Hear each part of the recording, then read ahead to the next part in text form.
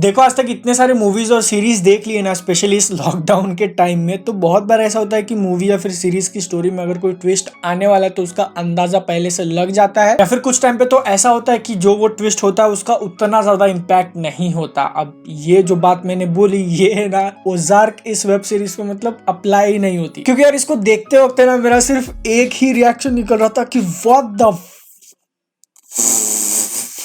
Holy shit. ऐसे 2 second के लिए मैं खुद पॉज हो गया था और मतलब सोच भी नहीं सकता था कि उन्होंने किया क्या, कैसे। लोग जो है वो गेम ऑफ थ्रोन्स को बोलते हैं कि वो बहुत ज्यादा अनएक्सपेक्टेड है, अपने कैरेक्टर्स को कभी भी मार देता है, तो फिर ये जो है ना ये भी थोड़ा बहुत उसी लाइन में है। बिलीव नहीं करोगे कि जो कैरेक्टर्स इंपॉर्टेंट लगते थे स्टोरी में उनको मतलब कैसे उड़ा दिया गया है, आपको अंदाजा ही नहीं लगेगा। ऊपर से ऐड कर दो money, drugs, guns, blood, murder, मतलब सब कुछ है, सब कुछ।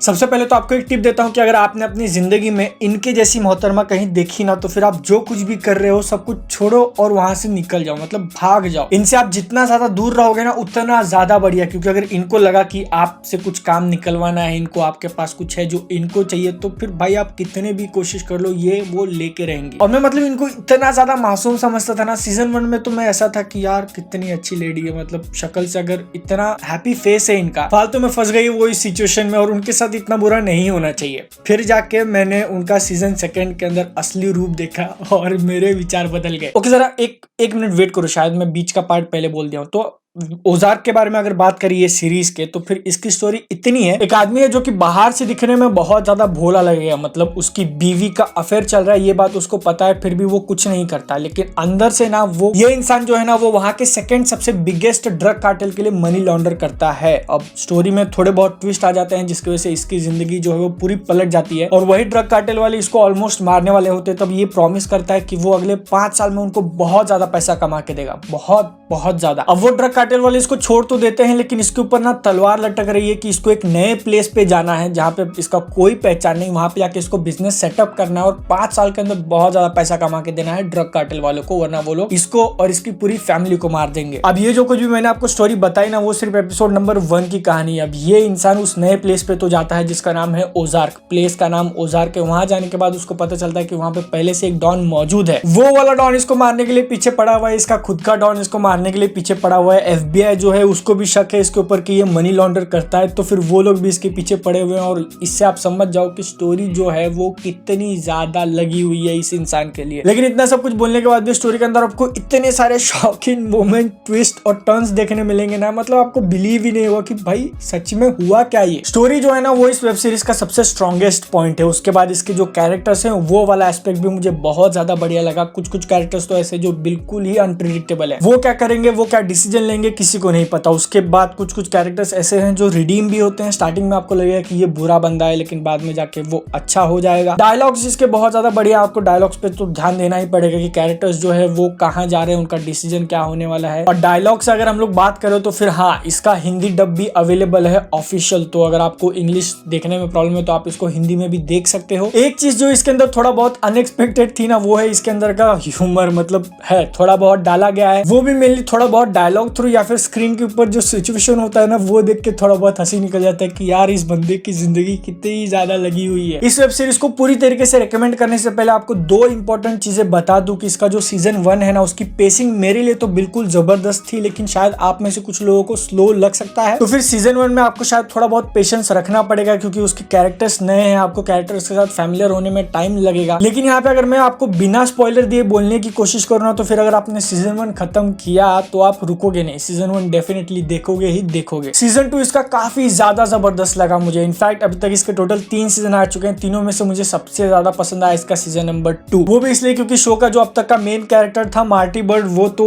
मतलब खुद का खुद है ही, लेकिन इसके अंदर हमको उसकी बीवी जो है उसका कैरेक्टर बहुत ही ज्यादा जबरदस्त दिखाया है। और जब ये औरत अपने गेम्स खेलती है ना, इसके बारे में तो मैंने आपको बता ही दिया इंट्रो में कि आप जितना ज्यादा दूर रहोगे उतना ज्यादा बढ़िया। कोई फर्क नहीं पड़ता कि आप इसके साथ काम कर रहे हो या फिर इसके खिलाफ, अगर अगर इसको लगा कि हाँ इसको कुछ चाहिए जो आपके पास है तो फिर वो आपसे लेके रहेगी, अपना काम 100% निकलवा के रहेगी। सीजन 2 का एंड जो है ना वो मुझे थोड़ा बहुत परफेक्ट लगा था। मतलब कुछ कुछ कैरेक्टर्स थे जिनकी स्टोरी आर्क कंप्लीट हो चुके थे, मुझे लग रहा था कि शायद सीजन 3 में एक्सटेंड करने की जरूरत नहीं थी, वहां पे अगर खत्म कर देते तो भी थोड़ा बहुत चल जाता, लेकिन उन्होंने बनाया सीजन 3। और सीजन 3 के बारे में मैं इतना बोलना चाहूंगा कि मतलब अच्छा तो है, देखने में बढ़िया तो लगता है, लेकिन वो है ना एक ओजार्क का जो सीजन 1 और सीजन 2 था उसके जैसा फीलिंग नहीं दिया, क्योंकि वो पहले दोनों सीजन्स के अंदर ये जो बर्ड फैमिली है ना, इनका गोल हमको क्लियरली बताया गया है कि वो लोग काम क्यों कर रहे हैं, वो लोग इतना जो एफर्ट्स ले रहे हैं वो क्यों ले रहे हैं। क्योंकि पहले के अंदर तो उनको जिंदा रहना है किसी भी तरीके से, सेकंड सीजन के अंदर उनको एक कसिनो खोलना है क्योंकि फिर से उनको जिंदा रहना है किसी भी तरीके से। लेकिन ये वाला जो एकदम बहुत ज्यादा इंपॉर्टेंट एस्पेक्ट हमको फर्स्ट और सेकंड सीजन के अंदर देखने मिला ना, जिसके लिए वो लोग इतने ज्यादा एफर्ट्स ले रहे हैं और उनकी जान जो है वो एकदम ज्यादा खतरे में है, वो थर्ड के अंदर दिखा नहीं। और वो जो एक चीज है वो मुझे कमी लगी। मैं ये नहीं बोल रहा हूँ कि सीजन 3 खराब है, सीजन 3 अच्छा है, आप देखोगे आपको मतलब जो है वो फेमिलियर में शॉर्ट एंड सिंपल में सिर्फ इतना बोलना चाहूंगा कि ठीक है उसको देखने में मजा आता है, कैरेक्टर्स वही हैं, कैरेक्टर्स कुछ बदलाव नहीं किए गए, स्टोरी लाइन जो है वो कंटिन्यू की गई, लेकिन वो एक बहुत इंपॉर्टेंट एस्पेक्ट वहां पे मिसिंग लगा। और क्योंकि सीजन 3 के अंदर वो एक बहुत बड़ा वाला एस्पेक्ट बैक सीट पे चला जाता है, तो फिर उन्होंने कोशिश की है कि 2 या 3 छोटे छोटे एस्पेक्ट्स को डाले वो लोग, क्योंकि ये जो बर्ड फैमिली के कैरेक्टर्स है मार्टी और वेंडी, इनके लिए कुछ तो चाहिए ना करने के लिए, तभी इंटरेस्टिंग लगेगा। वो चीजें दी गई है, उसमें से थोड़ी बहुत चीजें उतनी ज्यादा कन्विंसिंग नहीं लगती, लेकिन स्टिल मैं ये बात गोल गोल घुमा के बोल रहा हूँ। बोलने का मतलब सिर्फ इतना है कि हाँ आप देखो, इंटरेस्टिंग है, मजा जरूर आएगा। और इसका सीजन 3 आपके लिए देखना इंपॉर्टेंट तो है, क्योंकि उसके अंदर का जो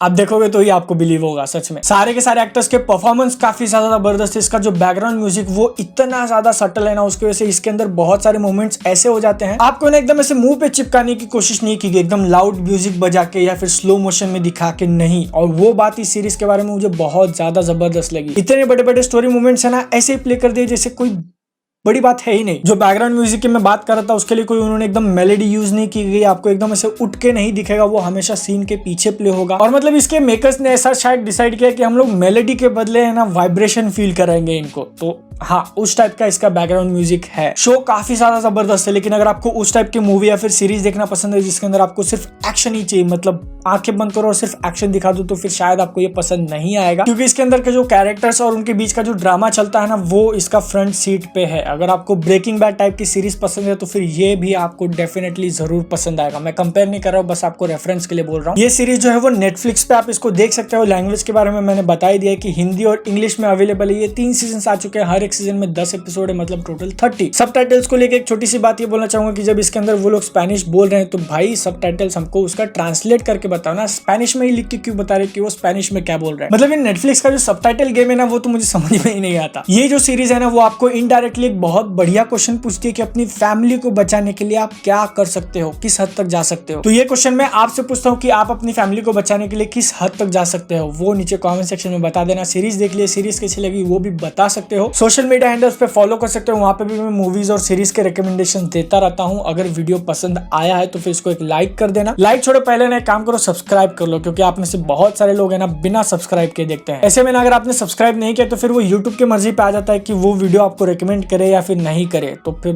अच्छा रहेगा सब्सक्राइब कर लो यार। वीडियो लाइक कर देना। मैं आपसे मिलूंगा नेक्स्ट वीडियो में, तब तक के लिए जय हिंद, वंदे मातरम।